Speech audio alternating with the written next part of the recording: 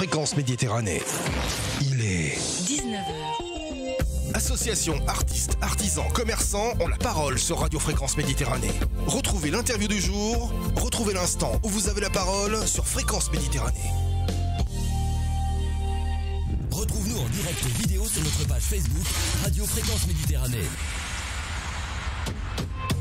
Allez, bonsoir à toutes, bonsoir à tous, bienvenue sur Fréquence Méditerranée, bienvenue sur nos canaux habituels où vous avez l'habitude de nous écouter, bien sûr, sur le DAB+, le numérique depuis le 1er septembre, sur les applications smartphone, la FM ça sera de retour bientôt dans quelques jours, et puis bien sûr sur le live Facebook pour tous ceux qui ont l'habitude de venir nous voir, puisque vous savez très bien que le live Facebook c'est de la vidéo, et ce soir ça vous permet de voir mes deux invités que j'accueille aujourd'hui, la présidente de l'association donc des sociétés des grandes conférences et des amis des arts et des lettres de Menton, Madame Marie-Josée Rizzi. Bonjour Marie-Josée. Bonjour Jean-Luc, merci de nous recevoir, ce qui va permettre peut-être de donner une bonne visibilité à notre association. On va tout faire pour, accompagner bien sûr de la secrétaire Christine Didier. Bonsoir Jean-Luc, Christine. Et ravi. Alors on va donner des infos un petit peu sur vos deux personnes déjà pour commencer. Donc Marie-Josée Rizzi, agrégée de russe, ancien proviseur du lycée Pierre et Marie Curie, pour ceux qui l'ont connu, de 99 jusqu'en 2007-2008 et spécialiste de la Russie. Voilà, spécialiste de la Russie en ce moment, c'est d'actualité comme on le disait tout à l'heure. Un sujet un petit peu difficile à traiter, mais quand on étudie l'histoire, justement, on peut arriver à trouver non pas des raisons, mais des liens qui peuvent permettre de comprendre et de juger aussi les événements qui se passent actuellement. Voilà, vous êtes une spécialiste. Et Christine Didier, elle qui est docteure en histoire ancienne, chargée d'études à la CARF et spécialiste de l'Antiquité latine, n'est-ce pas ma chère Christine? Ah oui, nous on a l'habitude de se voir. On a l'habitude de se voir et on s'est revu il n'y a pas longtemps sur l'ancienne ère de la Scoperta qui s'appelle maintenant l'ère Via Augusta. Via Julia Augusta, donc qui a été rebaptisée, et je peux dire que c'est toi qui as fait tous les panneaux qui sont sur cette ère, tous les panneaux historiques, explications. Voilà, oui, c'est ça. Il y a beaucoup de gens qui m'ont toutes les infos. Aidé. Voilà, oui. Bah, j'ai dit toi, c'était sous ta directive que toutes ces infos ont été données. Voilà. En tout cas, ce soir, on est ici pour parler et mettre en avant cette association. Donc, je disais, Société des grandes conférences des amis des arts et lettres de Menton. C'est long à écrire, c'est long à citer, oui. Mais en tout cas, ça fait beaucoup d'actions. Alors, l'historique de l'association, pour commencer, cette association, c'est une des plus anciennes mentonnaises. Elle a été fondée en 1933 par le docteur Maclot et Madame Juan Arnaudet. Madame Juan Arnaudet, c'est ça ? Ah, écoutez, je n'étais pas née à ce moment-là, donc voilà. Je ne peux pas vous confirmer l'information, c'est dans nos archives, effectivement. Professeur au Collège de Menton, oui. Laurent Fornari, humaniste, érudit et officier d'académie. Vous allez nous présenter, ma chère présidente, un petit peu l'association, l'historique de cette association? Alors effectivement, vous avez cité des personnes qui étaient certainement des passionnés de l'histoire de Menton et surtout des passionnés d'histoire et des passionnés de culture. Il faut être passionné d'histoire pour faire déjà partie de cette association. Je crois, mais il faut avoir envie de voir autre chose que ce que nous présente la vie ordinaire, et je crois que les associations culturelles, leur but c'est essentiellement de nous faire rêver, de nous faire réfléchir sur un certain nombre de choses, de nous sortir de la quotidienneté en essayant d'aller nous faire aller vers le beau et vers le vrai. Hein. Et c'est un petit peu pour ça que nous essayons d'avoir des conférenciers de qualité. Mais vous parliez de l'historique de l'association, je vais y revenir. Donc effectivement, nous allons fêter l'an prochain les 90 ans de notre association. Alors je ne vais pas encore vous donner des détails puisque cela n'est pas encore officialisé. Alors, voilà, nous allons faire une grande manifestation et une grande fête, ça je peux vous en assurer. Hein. Voilà, mais nous reviendrons pour vous en parler. J'espère que vous nous ferez l'honneur et le plaisir bien sûr, puisqu'on va devenir partenaire, hein, donc il n'y a pas de souci. Absolument. Hein. Donc cette association regroupait effectivement des gens de Menton, mais aussi j'ai vu dans les archives de l'association qu'il y avait des intervenants qui étaient des illustres académiciens, des écrivains. Donc à cette époque, les gens venaient, des gens de très très grande grande qualité venaient très volontiers. Après, bien sûr, il y a eu la guerre, les activités de la plupart des associations mentonnaises ont dû s'arrêter, ont repris en 45 ou en 47, je crois. 47. Et puis, quelques présidents se sont succédés. Nous avons quand même un président historique dont il faut parler, qui est Louis-Nicolas Moretti, que tout le monde connaît sur la place de Menton, qui est resté 30 ans. Je crois qu'il a été en 82 président. Et il m'a cédé sa place, on peut dire, enfin avec un vote bien évidemment du bureau. Donc vous êtes présidente depuis 2016. Donc je suis présidente depuis 2016. Nous nous inscrivons bien évidemment dans la continuité de ce qui a été fait par nos prédécesseurs. Et le fond, si vous voulez, de cette association et ce que recherchent nos auditeurs, qui sont malgré tout toujours les mêmes depuis beaucoup d'années, de nombreuses années, ce sont des conférences sur l'art, sur l'histoire de l'art, sur la littérature, sur l'histoire en général, et nous essayons d'ouvrir chaque année un petit peu à une prise sur l'actualité, que ce soit au niveau scientifique. Après tout, comme l'on dit, rien de ce qui est humain ne nous est étranger. D'accord, on va revenir sur cette partie tout à l'heure de cette programmation, puisqu'il y a la secrétaire qui est là et vous allez nous expliquer comment vous mettez en place cette programmation. Vous avez fusionné en 2006 avec une autre association, c'est ça? Oui, c'est pour ça que ce nom est devenu... Voilà. C'était la Société des Grandes Conférences, et vous avez fusionné avec une autre association qui s'appelait des Amis des Arts et des Lettres. De Menton. Donc voilà. La fusion ayant eu lieu, évidemment, nous avons conservé... Quelles étaient vos activités chacune? Vous aviez des activités identiques ou différentes? Je pense que les activités devaient... Je n'étais pas là à cette époque, mais je sais que les activités étaient peut-être un petit peu trop semblables. Et puis je pense que le président de l'époque n'avait pas trouvé, on va dire, de repreneur pour cette association, parce que c'est quelque chose qui est difficile. Il ne faut pas se faire d'illusions. Nous avons du mal à essayer à trouver des gens plus jeunes que nous pour nous aider et puis pour reprendre les activités de cette association. Mais bon, c'est l'ensemble... Qui avait été fondée avant la vôtre. Hein. Elle a été fondée en 1921. Voilà, mais maintenant, comme nous l'avons repris, on peut presque dire que nous sommes centenaires. Hein. Voilà, presque centenaires. En prenant la date là, c'est centenaire. Tout à fait. Vous m'avez donné une idée parce que je n'avais pas pensé à ça. On aurait pu fêter l'an dernier nos 100 ans. Du coup, on aurait pu faire 2 fêtes, on n'en fera qu'une. On n'en fera qu'une. On a raté les 100 ans, on fera les 90. Donc votre association est là pour mettre en place des conférences, c'est ça? Des conférences, des colloques, tout un tas d'actions, ma chère secrétaire. Ma chère Christine. La chère secrétaire, on peut dire en fait qu'effectivement notre programme est très riche parce que chaque année on met en place presque d'une année sur l'autre en sélectionnant les conférenciers d'une année sur l'autre. Donc on a le programme chaque année qui commence à peu près toujours pareil au mois d'octobre, mi-octobre, et qui se termine à peu près toujours à la fin mars. Fin mars, ça voilà.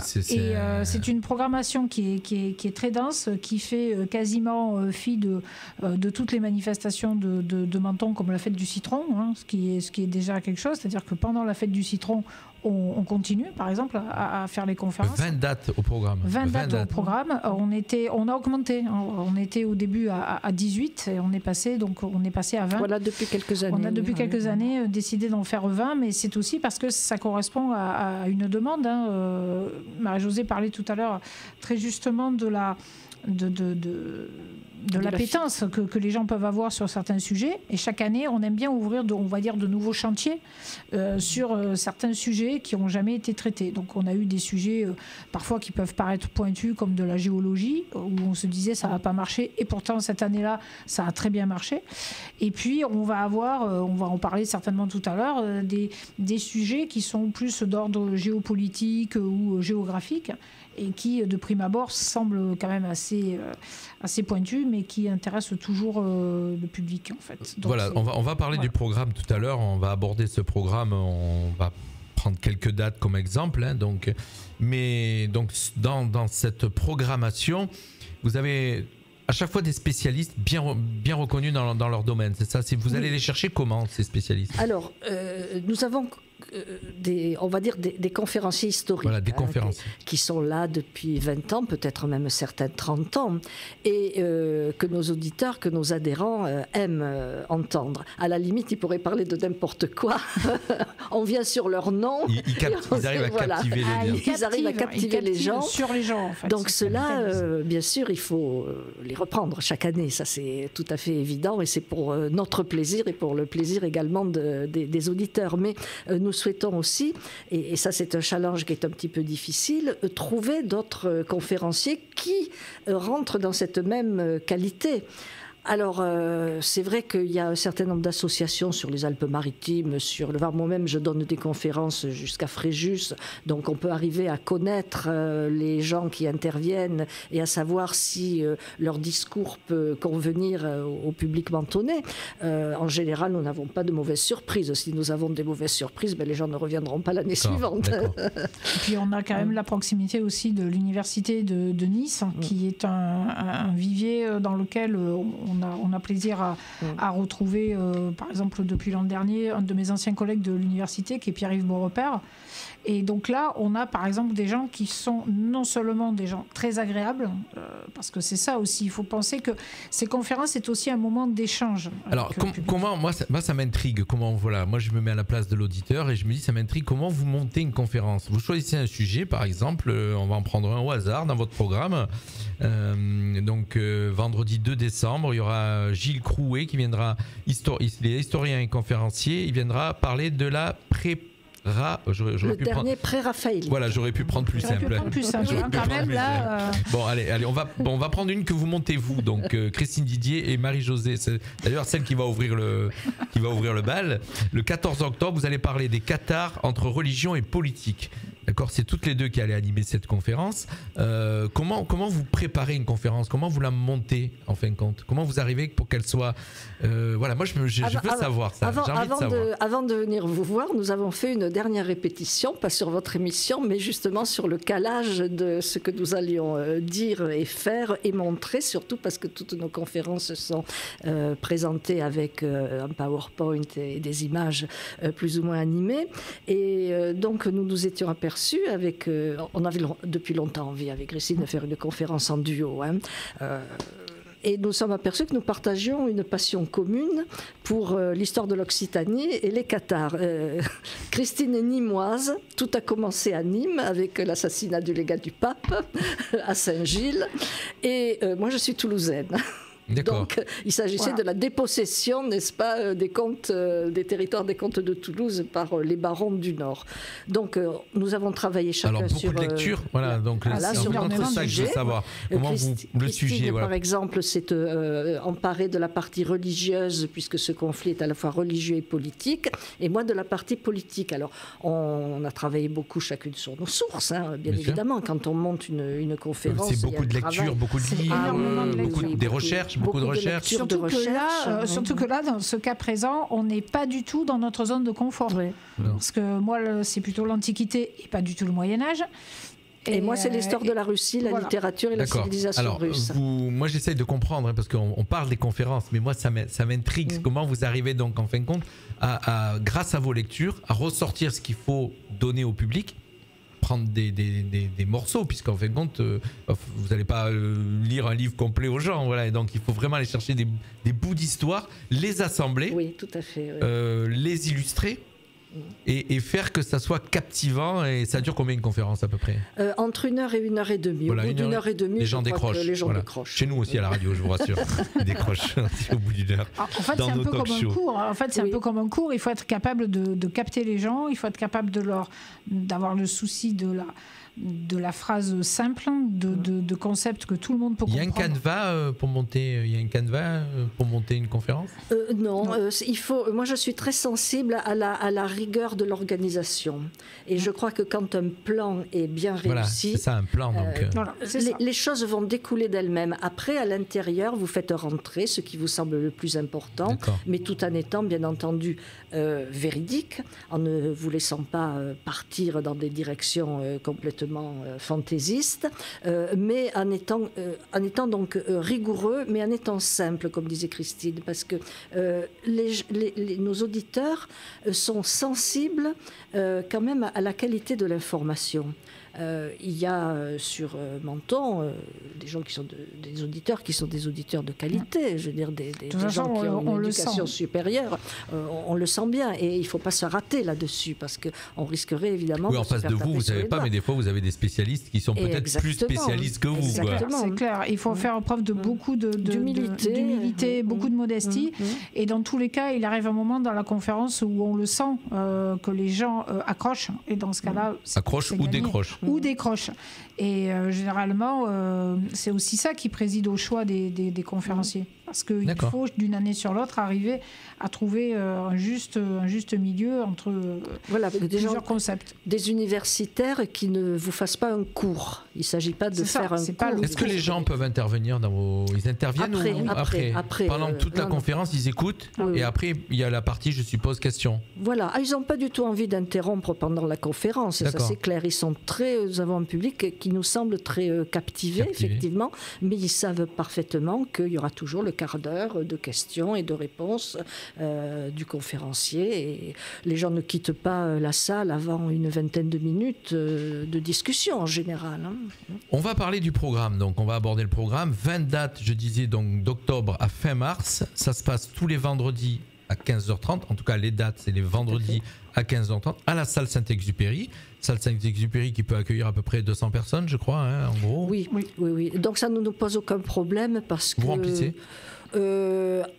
entre les adhérents et les gens qui viennent parce que telle ou telle conférence les intéresse, on peut avoir des salles d'une centaine de personnes. D'accord. C'est génial. C'est bien. C'est bien d'avoir un public comme ça en face. Alors ça dépend des conférences, certaines attirent un petit peu moins. Nous fonctionnons. Déjà celle que j'ai donné le nom tout à l'heure, le dernier Pré-Raphaélite. Mais Monsieur Crouet va attirer beaucoup de monde. Ne vous inquiétez pas. On t'invitera spécialement pour celle-là. Je ne sais pas si je vais rester jusqu'au bout. Je suis honnête. Donc on va parler donc le programme. Déjà, comment on peut récupérer ce programme là que je montre à la caméra? Donc, ah oui, mais je suis même pas à l'image depuis tout à l'heure. Moi, en fait, quand je parle début de l'émission, je m'aperçois que j'étais pas à l'image. Donc, alors je ne sais pas si on le, on voit. Te voit dans l'autre sens. Voilà. Moi, je me suis mis. Ça y est, je suis de retour à l'image. Voilà. Oui, donc c'est un programme que nous éditons pendant les vacances pendant les grandes vacances, que nous faisons imprimer à Menton. Et vous pouvez le trouver soit devant la salle Saint-Exupéry, où il y a des présentoirs, il y en a à la bibliothèque, il y en a à l'Office du tourisme de Menton, à l'Office du tourisme de Roquebrune, et également à l'entrée de la mairie. Voilà, je crois que ce sont les points principaux où on peut le trouver. Plus des affiches. Qui chaque semaine sont amenées donc à la salle Saint-Exupéry, il y a un affichage complet chaque semaine, à la bibliothèque de Menton, à l'Office du tourisme de Menton et à l'Office du tourisme de Roquebrune-Camartin. Alors ces affiches présentent le résumé, nous essayons de les faire attrayantes avec une photographie, mais présentent le résumé en une dizaine de phrases, de lignes plus exactement de la conférence. De la conférence qui va avoir lieu, oui. Mais nous avons aussi un site. Nous avons un site internet que vous pouvez trouver sur le programme. Grandeconf, menton.fr pour ceux qui veulent avoir les infos de toutes les dates. À partir de dans 3 jours, parce que je n'ai pas encore commencé à le remplir, mais je ne saurais tarder à le faire. Et nous, vous allez retrouver sur le site de notre radio une page où il y aura tout le programme complet, où on retrouvera la totalité du programme. Ah mais c'est magnifique. Voilà, donc vous pourrez aussi aller regarder sur Radio Fréquence Méditerranée. Vous aurez déjà toutes les infos sur l'association et le programme complet à retrouver donc sur notre site internet aussi. Et puis on relaiera régulièrement. Chaque conférence sera annoncée sur notre radio aussi, et puis sur nos réseaux sociaux bien sûr. Donc on va prendre quelques exemples de ces conférences qui démarrent, je le rappelle, le vendredi 14 octobre. C'est vous toutes les deux qui allez lancer cette saison 2022-2023. Donc je disais tout à l'heure le thème, les cathares entre religion et politique. On aura le 21, ça va s'enchaîner pratiquement tous les vendredis, hein, pratiquement en gros. Ça s'enchaîne tous les vendredis. C'est tous les vendredis. À l'exception du premier de la Toussaint. À l'exception de la Toussaint, voilà, vendredi. Et donc, à l'exception des vacances de Noël. Et des vacances aussi. de Noël, bien sûr, où les grands-parents reçoivent leurs petits-enfants et ne vont pas les amener à ces conférences. En disant grands-parents, ça vous un ordre de l'âge en général, c'est quand même assez. Grands-parents. Voilà, grands-parents. Grands-parents. Voilà, okay. Il n'y a pas beaucoup de jeunes, c'est ça. Non. C'est dommage. Moi, qui étais proviseur du lycée Pierre et Marie Curie, j'ai essayé au début de faire venir, de distribuer les programmes dans les lycées, de faire venir les professeurs, les jeunes, de faire venir des jeunes de Sciences Po aussi. C'est pas pour le moment une grande réussite, mais faut pas désespérer. Exactement. Faut pas désespérer. On va continuer Nous, voilà, on va essayer nous aussi de relancer, de bien montrer que vous êtes là. Voilà, donc il y aura une conférence le 21 octobre, Botticelli, apogée et crise de la Renaissance florentine. Le 4 novembre, Tocqueville, une réflexion sur la démocratie. Voilà, ça c'est.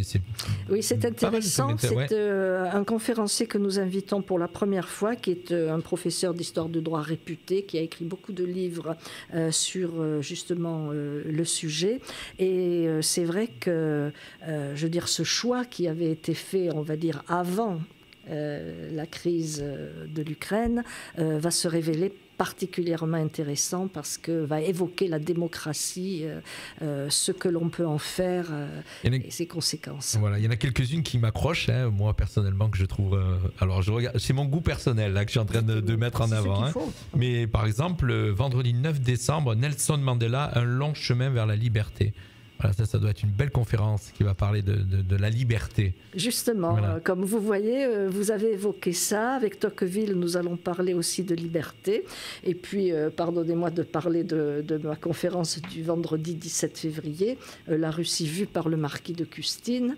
On parlera aussi de liberté et de non-liberté en Russie. En fait, celle du 17 février sera vraiment d'actualité puisque vous allez aborder le thème de la Russie. Voilà, et il y aura certainement des questions à faire sur ces choses-là. Le vendredi 20 janvier, ça sera une conférence musicale, le blues de Memphis à Chicago, pour les amoureux de musique. Alors, ça va être un bon moment. Moi, je suis en train de regarder celle qui m'intéresse, en fin de compte. Alors, venez absolument, parce que nous connaissons ces deux musiciens.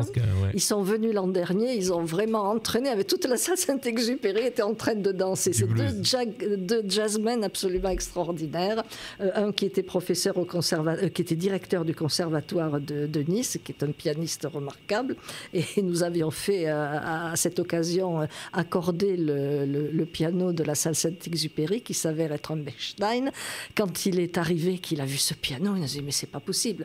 Surtout il venait juste d'être accordé. J'ai jamais joué sur un piano pareil. Il s'est déchaîné véritablement. Ouais. Et le saxophoniste et chanteur était tout un Américain. Alors ça va être une belle conférence aussi. Ils reviennent, ceux-là, bien sûr, ils reviennent. Ça fait partie des belles découvertes de l'an dernier. Une conférence sur l'histoire aussi locale. Albert-Édouard, prince de Galles et roi de la Riviera. Ça aussi, ça sera le vendredi 16 décembre. Le vendredi 6 janvier, les frontières du comté de Nice. Aussi, voilà, c'est aussi historique ici. Chez nous, c'est du local. Hein. Voilà, une qui va peut-être s'adresser un petit peu plus aux femmes, les arts de la table, au siècle des Lumières. Je dis un petit peu plus aux femmes. C'est assez philosophique, hein, comme. C'est assez philosophique quand même.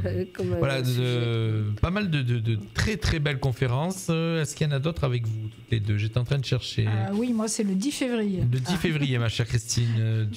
Toi, tu seras mécène, prince des arts. Mécène, pardon. Alors mécène parce que en fait, on parle toujours de mécène quand on dit c'est un mécène, mais en fait, quand on interroge dans la rue, on s'aperçoit que personne ne sait qui était mécène surtout. Donc ça sera une bonne occasion de se mettre un peu sur cette piste-là et de s'apercevoir que n'est pas mécène qui veut, justement. On va faire un petit break musical et on va aborder, alors juste avant le break musical, si vous êtes d'accord, on aborde le challenge que vous avez chaque année au niveau du bureau.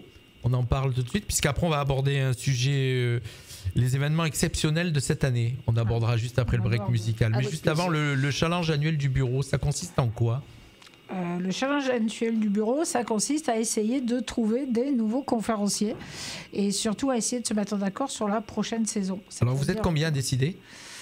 Alors, combien on est à décider Le bureau 5 se comporte de 6 ou 7 personnes à peu près. Hein. D'accord. Donc c'est vous qui êtes en charge de la recherche des conférenciers, des thèmes. Voilà, tout à fait. On se met d'accord. Vous allez les piquer à d'autres sociétés d'art et d'histoire. Bien sûr. D'accord. Sinon, c'est pas rigolo. Sinon, c'est pas rigolo. Non, c'est Ok. pas rigolo. Et vous avez aussi, alors juste avant d'aborder ces activités exceptionnelles, vous avez aussi des activités annexes. Vous faites des excursions et des voyages aussi dans votre association. Alors ça nous est demandé. Ça nous est demandé parce que nos adhérents aiment bien. Nous l'avons fait certaines années. Bon, malheureusement depuis 2 ans avec le Covid, nous avions arrêté tous ces petites. Voilà, mais ce sont des excursions. On frette un bus, on va à Nice. 2018, Saint-Pétersbourg. On va à la Turbine. Ah oui, mais ça Alors c'est ça, pas une excursion. Ça c'est oui. Il y a deux choses. Là. Le voyage. Ah, le voyage. Il y a voyage et D'accord. excursion. Voyage et excursion. Ah, oui, en tant que voyage, nous avons fait Saint-Pétersbourg. Nous sommes allés C'est en bizarre, campagne. comme par hasard en Russie. Comme par hasard, Comme par vous voyez, hasard. comme par hasard, j'accompagnais, je guidais. Comme par Et hasard. comme par hasard, Comme par nous sommes hasard, allés- l'année prochaine, l'année d'après, on est allé à Pompéi. Donc, D'accord. comme par hasard. Comme par hasard. Comme par hasard. On sent, heureusement que vous êtes là toutes les deux pour les guider. Et en 2022, ça va être un périple. Donc là, ça sera un voyage, une excursion, pardon. Arles, Nîmes, Orange, Vaison-la-Romaine. Ça a été fait, ça a été fait cette année, Ah, d'accord. 2022, En avril. au printemps. D'accord, oui, oui, j'ai mal lu mon papier. Avril 2022. Voilà, Oui, dans ma tête, on n'y était pas encore arrivé. On est passé. C'est fini. Et moi, j'ai été cet été visiter Vaison-la-Romaine.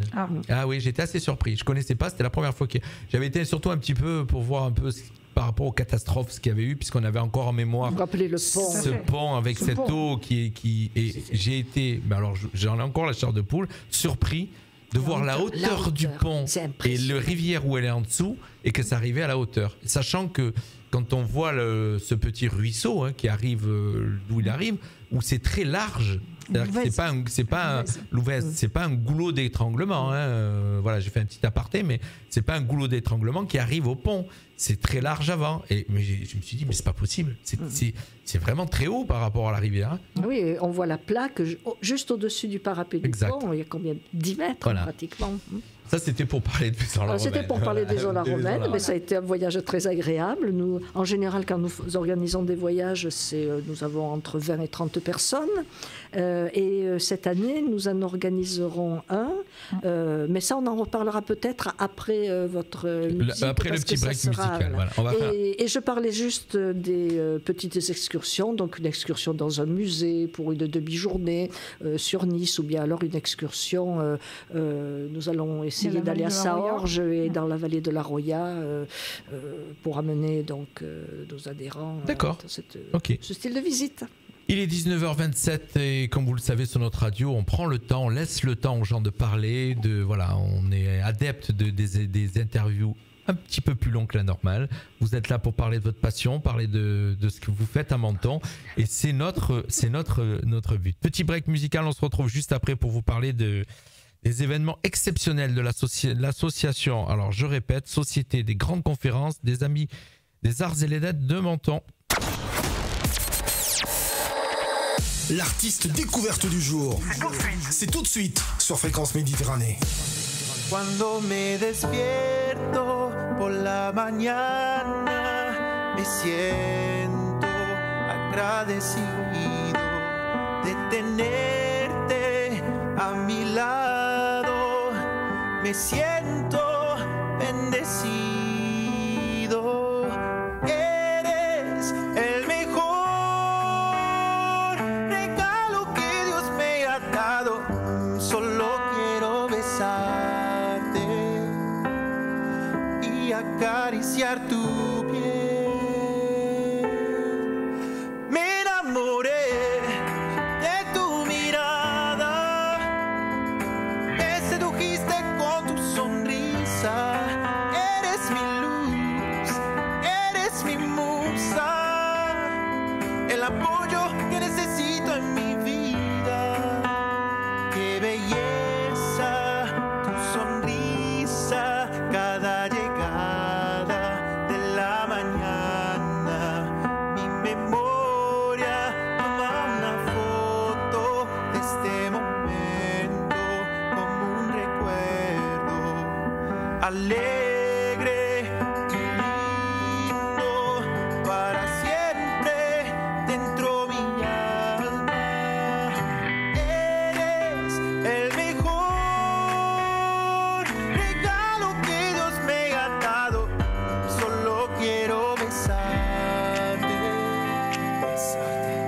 acariciar tu piel. Me enamoré de tu mirada, me sedujiste con tu sonrisa. Eres mi luz, eres mi musa, el apoyo que necesito en mi vida, como símbolo de nuestro amor. Quiero ofrecerte este anillo, una promesa de un futuro juntos. Me enamoré de tu mirada, me sedujiste con tu sonrisa. Eres mi luz, eres mi musa, el apoyo que necesito en mi vida. Me enamoré a primera vista, me sedujiste con tu sonrisa. Eres mi luz, eres mi musa, el apoyo que necesito. Allez, vous savez que sur notre radio, bien sûr, en break musical, c'est toujours des artistes locaux. Olio, l'artiste cubain qui nous a interprété Sonrisa. Voilà, petit moment de détente et on retrouve nos invités. Marie-Josée Rizzi, présidente de l'association Société des Arts, des Grandes Conférences, pardon, des Amis des Arts et Lettres de Menton, et la secrétaire Christine Didier qui sont avec nous ce soir pour nous faire découvrir leur travail, cette association. Et on va vous parler tout de suite maintenant, on va aborder le sujet, les événements exceptionnels cette année, des colloques ou un colloque. C'est vous qui allez me dire tout de suite, une exposition et un projet hors les murs. Voilà, donc le colloque, qu'est-ce qui va se passer, ma chère Christine? Je ne sais pas laquelle des deux va parler. Christine. Non, c'est Marie-Josée qui va parler pour le colloque. Alors, le colloque. Celle qui a tous les papiers. J'ai tous les papiers. Il faut surtout tout avoir dans la tête. Hein. En fait, vous savez qu'en 2022, la France entière a célébré le bicentenaire du déchiffrement des hiéroglyphes par Champollion. Donc, beaucoup d'expositions dans des villes qui sont liées effectivement à l'égyptologie. Et à cette occasion, nous avons su que la ville de Menton possédait un véritable trésor qui est le livre La description de l'Égypte, qui avait été publié en 1808, hein, je crois. Entre 1808 et 1820. Voilà. À la suite de l'expédition de Bonaparte en Égypte, il avait amené avec lui 168 scientifiques et qui ont, pendant une vingtaine d'années, justement, donné leurs dessins, leurs sources, qui ont fait vraiment un ensemble de livres. Je crois il y a 28 tomes, mais énormes comme ça, avec des planches qui sont magnifiques. Et c'est grâce à cette expédition de Bonaparte que l'égyptologie, qui est de manie française, hein, on peut dire, a commencé. Donc c'est véritablement, alors nous souhaitons présenter quelque chose en liaison justement avec la ville de Menton. Nous souhaitons simplement aider à la diffusion de ce patrimoine. Je rappelle, Marie-Josée et Christine, que la ville de Menton est là pour vous aider, toujours derrière vous, hein, donc on le rappelle. Elle vous seconde et moralement et financièrement, et voilà, la ville de Menton Absolument. Est bien présente pour aider cette association. Donc ces colloques, ça va s'appeler les Journées égyptiennes des Grandes Conférences de Menton, et ça va durer pratiquement tout le mois de mai 2023. Ça va démarrer le 5 mai, ça va aller jusqu'au 12 mai, voilà, une bonne moitié. 12 juin, pardon. Non, alors oui, de mai à juin. Donc ça va durer pratiquement 2 mois, 1 mois et demi, on va dire.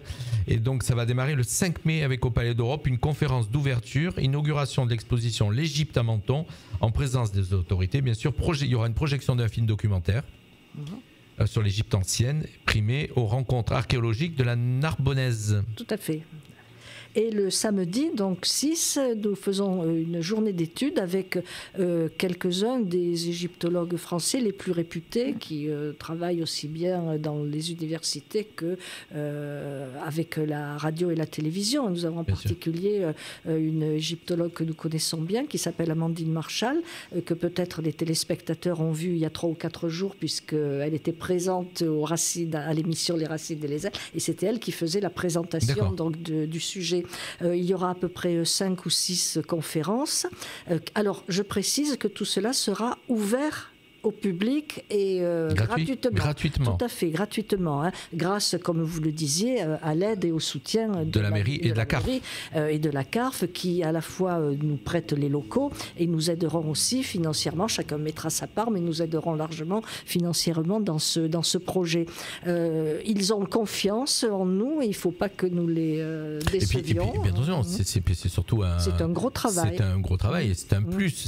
C'est de la qualité que vous apportez. Hein, c'est de la qualité et puis c'est ancré sur le tissu local. Je crois que c'est ce qui leur a plu. Il ne s'agit pas de dire on va faire de l'égyptologie pour le plaisir de faire de l'égyptologie sans que ce soit raccordé à rien. Voilà. Non, c'est à Menton, nous avons ce patrimoine et d'ailleurs ce sera le titre de la description de l'Égypte. Le début de l'égyptomanie commence à Menton. Voilà, donc des objets et des livres qui sont à Menton, qui appartiennent, absolument, qui sont stockés chez nous. Il y a vraiment deux choses bien à distinguer. Il y a le colloque qui aura lieu donc au théâtre Francis Palmero, donc là où l'entrée sera libre et gratuite, etc. Et où on aura donc nos 5 ou 6 intervenants. On n'a pas choisi exprès un thème spécial, mais on a voulu que ce soit un panorama très généraliste sur l'égyptologie, de manière à ce que les gens aient plaisir à écouter différents aspects de la civilisation égyptienne. Donc ça va aller de la pharmacopée, en Égypte, en passant par le pillage de la tombe de Toutankhamon ou le déchiffrement des hiéroglyphes. Petit clin d'œil encore, même si on est en 2023, à Champollion, et il le mérite bien. Alors ça sera quelque chose qui sera ponctuel, puisque ça sera le samedi 6 mai. Et ensuite, effectivement, jusqu'au 12 juin, on présentera dans la galerie une exposition. Une exposition. Et cette exposition, effectivement, comme le disait très bien Marie-Josée, elle sera axée effectivement pour montrer aux Mentonnais le patrimoine incroyablement riche que nous avons dans la ville, qui appartient à la ville de Menton, et qui est donc cette fameuse description d'Égypte, dont l'exemplaire que nous allons présenter, en fait, est un exemplaire qui a été donné par le roi Louis XVIII au lieutenant général Partourneau, donc que les Mentonnais connaissent, donc à Menton, qui a été... mais moi, en tout cas, je connaissais la rue Partourneau, mais je ne savais pas qui était le personnage. Donc j'apprends avec vous qui est le personnage. Alors, général. Le personnage était un général de l'armée napoléonienne qui s'était illustré, entre guillemets, au moment du passage de la Bérésina en 1812. Et donc il a réussi, grâce au pontonnier aussi du général Eblé, à faire passer, on va dire, les débris de l'armée, de la grande armée. Il restait plus grand monde à ce moment-là. Mais lui est resté en arrière et ce malheureux général...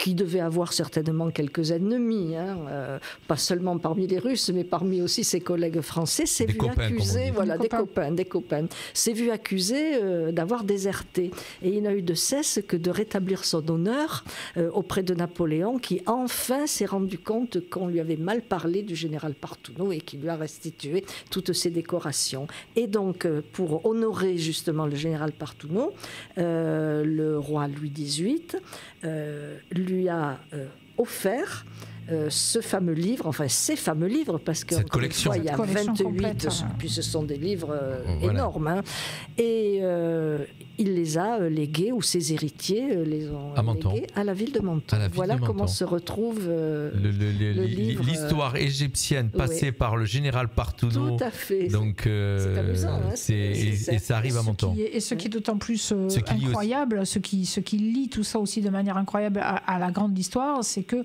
ces volumes, en fait, à l'origine, ont été tirés en 1000 exemplaires. Donc 1000 fois 23 volumes, voilà, et que sur ces 1000 exemplaires qui, à l'époque, ont été imprimés, il ne reste plus aujourd'hui qu'une vingtaine, 20 fois 23, dans le monde entier. Qui ont été détruits, tout le reste a été détruit. Et donc, 3 en France. Donc 3 en France, effectivement, dont 1 au Sénat, donc c'est ce qui, nous avons vraiment un véritable trésor. C'est un trésor que vous allez exposer. C'est un trésor. Mais ce n'est pas le seul trésor que Menton... on ne va pas trop le dire. Ce n'est pas le seul trésor que Menton possède, parce que quand on regarde dans les collections de la ville de Menton, on a aussi d'autres collections, notamment alors là sur le plan archéologique extrêmement importantes, dont la collection du colonel Trench, qui est exposé en partie ou tout à fait au musée de préhistoire et d'archéologie de Menton. Et la collection du colonel Trench aussi, nous espérons beaucoup pouvoir l'exposer, parce qu'elle est constituée d'objets, alors pour le coup, qui sont des objets égyptiens. Mais le but de l'exposition, ça va être vraiment de plonger, parce qu'on a des prêts aussi d'autres musées, on aura des prêts du musée d'art classique de Mougins, des prêts aussi privés, de personnes qui nous font confiance et qui vont nous prêter leurs objets. Et du coup, en fait, on a l'ambition de présenter dans cette exposition véritablement, proposer aux Mentonnais et aux touristes qui viendront un voyage à travers la vision que pouvaient avoir les gens au XIXe siècle de l'Égypte, de l'époque de Napoléon, et la confronter un peu à notre vision. Mais pas uniquement une Égypte archéologique, parce que dans l'expédition d'Égypte, on a des volumes de planches qui sont des volumes de sciences naturelles. Donc on a des très belles représentations d'animaux. Et l'Égypte de ce qu'ils appelaient alors, eux, les temps modernes, c'est-à-dire l'Égypte des métiers au XIXe siècle. Donc voilà, c'est un grand voyage. Et puis bien sûr, lors de ces journées égyptiennes des grandes conférences donc de Menton, ça va durer du mois de mai, du 5 mai jusqu'au 12 juin. Mais il y aura aussi le dimanche 7 et le lundi 8 une excursion à Turin. Voilà. Avec la visite du musée égyptien du Palais Royal et de la cathédrale de Saint-Jean-Baptiste, le sanctuaire de Vicoforte. C'est donc qui pourra s'inscrire, qui viendra C'est déjà complet. Bon, voilà, nous avons lancé ça le jour du salon des associations. Effectivement, c'est un voyage qui a eu beaucoup de succès. Qui est complet. Voilà. C'est Amandine Marchal qui va nous accompagner. Voilà, qui va nous accompagner, qui va guider. Parce que ce musée égyptien de Turin est le deuxième musée le plus riche après le musée du Caire. Donc c'est une curiosité qu'en tant que voisin, on se devait de faire partager à cette occasion. Voilà. Petite anecdote, ce musée en fait est très riche, si je peux me permettre, parce qu'en fait, à l'époque où justement on cherchait à donner des collections à la France, il avait été proposé, les collections du musée de Turin avaient d'abord été proposées par leurs donateurs à Paris. Et Champollion avait tout fait pour que le roi accepte ça, mais le roi avait dédaigné en disant que ça ne servait à rien. Et du coup, ce sont les Italiens qui ont accepté d'héberger tout ça. D'accord. Donc il faut se dire que voilà, on va aller voir ce que nous on a raté. Bon, voilà. J'ai bien compris le message. Voilà. Alors évidemment, tout ce travail se fait, comme vous l'avez souligné, grâce au soutien de la mairie, au soutien de l'ensemble des personnes des services culturels qui vont travailler de concert avec nous, puisque le seul but que nous poursuivons, c'est de mettre en valeur un patrimoine qui est un patrimoine mentonnais, qui doit être montré aux Mentonnais. Et si on rejoint votre association, je le rappelle, on peut s'instruire et se divertir, bien sûr. Et donc l'association, je rappelle, la Société des grandes conférences et des amis des arts et lettres de Menton, avec 20 conférences qui vont arriver au programme. La première démarre vendredi prochain, le 14 octobre, et ça va se poursuivre jusqu'au 26 mars, pratiquement tous les vendredis, hors vacances scolaires et vacances de Noël. C'est ça, ma chère Christine, j'ai tout bien dit? Oui, tout à fait. Est-ce qu'il y a des messages qu'on aurait oublié de passer? Les RAN. Oui. Alors, allez-y. Je te laisse. Alors, on a aussi dans nos projets, donc là, quelque chose qui est en cours d'étude. En fait, on envisage d'organiser au mois de janvier 2023 un week-end qui va être consacré à ce que l'on appelle hors les murs, d'un événement qui fête cette année son 10e anniversaire, qui sont les rencontres archéologiques de la Narbonnaise, qui, comme son nom l'indique, ont lieu chaque année depuis 10 ans à Narbonne. Et donc on nous a proposé, l'organisateur et l'association qui organise là-bas sur place ces rencontres archéologiques, qui s'appelle l'association Arcam, nous a proposé de devenir le hors les murs ici à Menton, c'est-à-dire de proposer pendant un week-end de projeter les films qui sont primés lors de ce festival là-bas, d'y adjoindre en fait une journée pour les scolaires, puisqu'on aurait une journée le vendredi qui serait entièrement consacrée aux scolaires, d'y faire un salon du livre et de la BD, et le samedi de projeter les films qui sont primés. Alors pourquoi en fait un hors les murs ici, alors que les rencontres s'appellent rencontres archéologiques de la Narbonnaise? Eh bien tout simplement parce que Narbonne était la capitale de la province de Narbonnaise, qu'elle était traversée par une via qui s'appelait la Via Domitia, qui est en fait le prolongement de notre Via Julia Augusta qui traverse Menton. Donc c'est un peu le legs de l'un à l'autre. D'accord. Voilà. Alors, ce sera intéressant si on peut, et je crois que nous allons y arriver, faire en sorte que les scolaires, les enfants des écoles viennent. C'est déjà prévu, mais c'est un gros travail quand même. C'est un très très gros travail. Tout ce qu'on présente ce soir et tout ce que vous êtes en train de dire, on a l'impression... mais déjà, moi, quand en regardant le programme et en ayant regardé tous les invités, je me dis c'est une sacrée... usine à gaz à monter, hein, tout ce... Un peu. Hein, c'est ça. Peu. Mais bon. C'est pour ça que ce soir, on tenait à vous mettre un petit peu en avant et parler de vous. Et on s'était rencontrés au forum des associations. Tout à fait, oui. Et on avait donc discuté. Moi, je connais Christine depuis quelques temps maintenant. On se côtoie via un ami commun et qu'on recevra bientôt, là, à la fin du mois, le 26, si je ne me trompe pas. Oui, pour le monsieur, on va le citer, hein, monsieur Yvon Bertorello, qui va lancer son 2e tome de La Tempête Alex, chronique d'une reconstruction. Et voilà, donc c'est pour dire notre lien qu'on a tous les deux, Christine et moi. Donc moi, je suis très heureux de vous avoir reçus. On a pratiquement tout abordé. On se reverra, hein, bien sûr, hein, et puis on aura d'autres choses à faire ensemble, bien sûr. Et je vous rappelle que l'interview, vous pourrez le retrouver donc sur le site de la radio dès ce soir, www.fmradio.fr, qui vous enverra aussi sur notre chaîne YouTube, pour ceux qui n'ont pas Facebook, bien sûr. Et bien sûr, le podcast aussi, vous retrouverez le podcast sur le site internet, voilà, où vous aurez l'audio de cette interview de ce soir et vous découvrirez cette association, tous ces projets et ce qui va se passer. Moi, je vous invite à aller donc faire un petit tour sur leur site internet Grande Conf. Dans 3 jours, je ne l'ai pas encore rempli. D'accord, dans 3 jours. Grande Conf rappelez-le, je l'ai plus sur les yeux. www.grandes avec un S. Ouais, sans S. menton.fr. Voilà. Que vous trouverez sur le programme. Et sinon, est-ce qu'on peut déjà aller récupérer le programme à l'Office du Tourisme? L'Office du Tourisme, c'est ça. En place, voilà. Il y a que à l'Office du Tourisme on peut récupérer. Non. Office du Tourisme de Menton, Office du Tourisme de Roquebrune, bibliothèque, salle Saint-Exupéry et le hall de la mairie de Menton. Moi, je vous remercie d'avoir été avec moi toutes les deux. Mais merci beaucoup de cette invitation. Voilà, ça va être le retour de la musique sur Radio Fréquence Méditerranée. On va reprendre le cours de notre programmation musicale. Et je vous rappelle qu'à 20h, vous aurez l'émission Club 80 qui va démarrer, bien sûr, animée par Eric. Et juste après, de 21h à minuit, pour ceux qui aiment le funk, c'est comme d'habitude, c'est du funk sur notre radio. Voilà, c'est notre couleur musicale. Bye bye à tous. Merci Marie-Josée, merci Christine. Radio Fréquence Méditerranée. 1, 2, 3.